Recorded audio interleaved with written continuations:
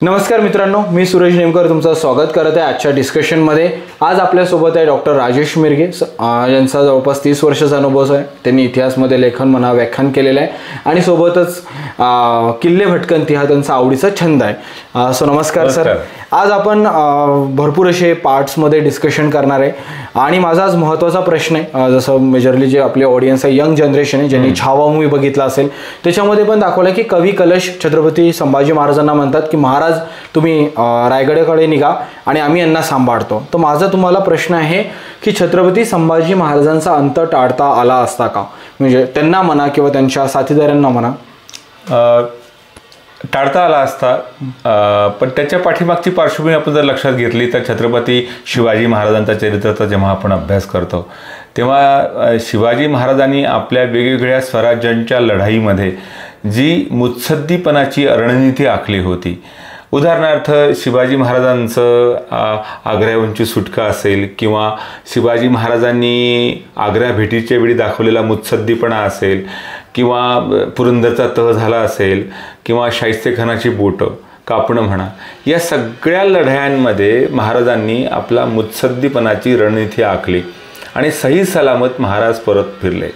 त्या पद्धतीची मुत्सद्दीपणाची नीती जर या सगळ्या एकंदरीत प्रसंगामध्ये छत्रपती संभाजी राजांनी आखण्यासाठी पुढाकार जर घेतला असता तर मी सकारात्मक आहे या बाबतीमध्ये, तर कदाचित संभाजी राजे तिथून सुटले असते। ओके, तर मग सर कसे सुटले असते? कारण जो पूर्ण ईश्वरचा जो वाडा आहे तिथे डायरेक्टली अटॅक आला, एक 5 ते 6 हजार सैन्य दाखवण्यात आलं। मूवीचा रेफरन्स घेऊ थोडं, काही लोक 10,000 सुद्धा म्हणतात।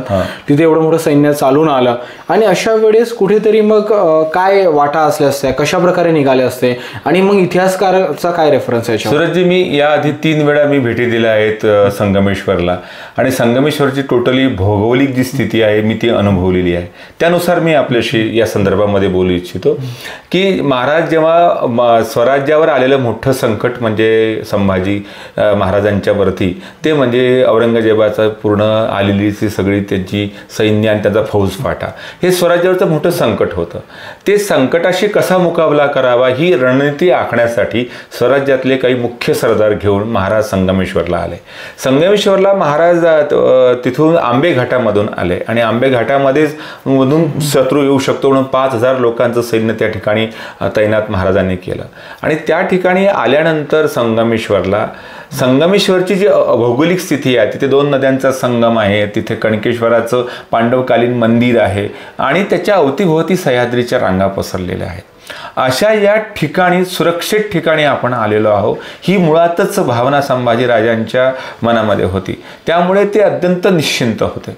परंतु काही संभाजी राजांच्या स्वराज्यातल्या काही कारभाऱ्यांनी जो असंतोष सातत्यानं आपल्याला इतिहासामध्ये वाचायला मिळतो, अनुभवाला मिळतो, त्याच्या काही बॅकग्राऊंड असल्यामुळे साहजिकच काही कारभारी आणि काही ठराविक असंतोषी लोकांनी एकत्र येऊन ही बेईमानी महाराजांशी लोकांनी केलेली आहे आणि त्यातून मग मुकब्बर खान जो तिकोना घाटातून येतो आणि महाराजांच्या पुढे जाऊन पोहोचतो, साधारणतः 7 ते 8,000 सैन्य घेऊन तिथे पोहोचतो आणि ते अवघे 150-200 लोक त्या ठिकाणी असतात आणि त्या ठिकाणी जे काही मग धुमचक्रीय होते, त्या धुमचक्रीच्या वेळी तुम्ही जे मग उल्लेख केला त्याप्रमाणे कवी कलश आणि काही प्रमुख सरदारांनी महाराजांना प्रस्ताव दिला होता की आपण इथून निघा आणि आम्ही बाजीप्रभू देशपांडे ज्या पद्धतीनं लढतात पावनखिंडमध्ये तशा प्रकारची आम्ही लढाई देऊ शकतो, किंवा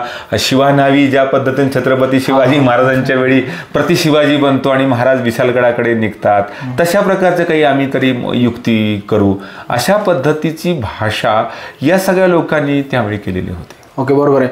पावनखिंडमध्ये जोपर्यंत मला आठवते की छत्रपती शिवाजी महाराजांना म्हणतात ते की तुम्ही पोहोचा गडावर, तोपर्यंत मी यांना ढालीसारखा रोखून ठेवतो आणि मग तिथून तोफेचा आवाज येतो आणि मग त्यांनी जीव सोडतात आपला।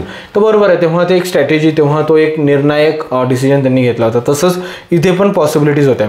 मग इथे छत्रपती संभाजी महाराजांना म्हणा आंबे घाटाने निघता आलं असतं का, किंवा कोणत्या साईडने असं थोडं एक, कारण त्यांचा थोडा एक वेळ पण त्यांनी शृंगारपूरला दिले, म्हणजे राहिले होते। शृंगारपूरला महाराज 2 वर्ष राहिले होते. म्हणजे महाराजांची जी सासरवळी ती शिर्क्यांची, तर तिथे महाराज जेव्हा छत्रपती शिवाजी महाराज जेव्हा दक्षिणेच्या मोहिमेवर गेले होते, तेव्हा दक्षिणेच्या मोहिमेच्या वेळी महाराजांनी त्यांना सांगितलं होतं की आपण शृंगारपूरला जाऊन थांबावं, कारण स्वराज्यामध्ये कारभाऱ्यांसोबत काही अडचणी महाराजांच्या येऊ नये याचा अंदाज महाराजांना होताच. म्हणजे महाराज हयात असतानाच हे सगळं काही ऍक्टिव्हिटीज सुरू झाल्या होत्या.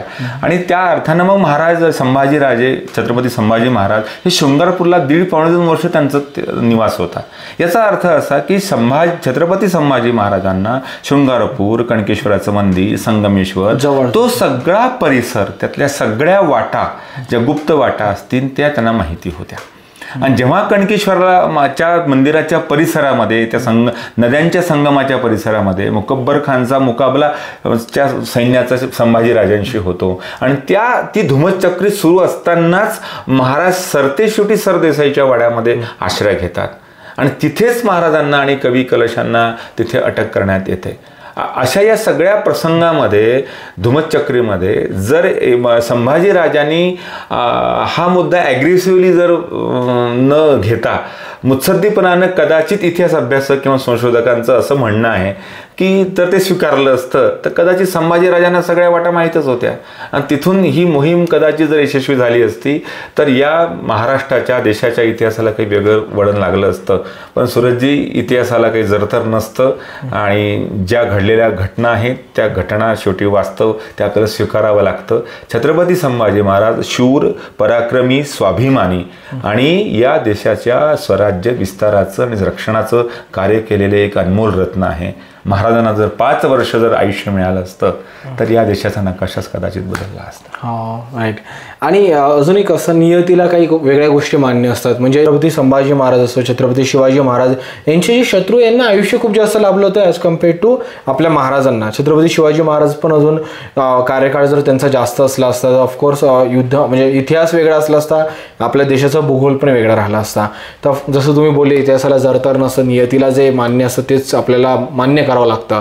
तर भरपूर कमी शब्दामध्ये सरांनी सांगण्याचा प्रयत्न केला. याचे रेफरन्सेस वगैरे मी डिस्क्रिप्शन बॉक्समध्ये ठेवेल, आणि असे व्हिडिओज आम्ही बनवण्याचा याच्यासाठी प्रयत्न करतो की तुम्हाला खरेखुरे छत्रपती महाराज समजले पाहिजे. त्याच्यासाठी आमचा हा प्रयत्न चालू आहे. जास्तीत व्हिडिओला शेअर करा. काही जर तुम्हाला नाही लक्षात आलं असेल, काही जर तुम्हाला विचारायचं असेल तर तुम्ही कमेंट बॉक्समध्ये सुद्धा विचारू शकता. सो थँक्यू सर, धन्यवाद तुमच्या.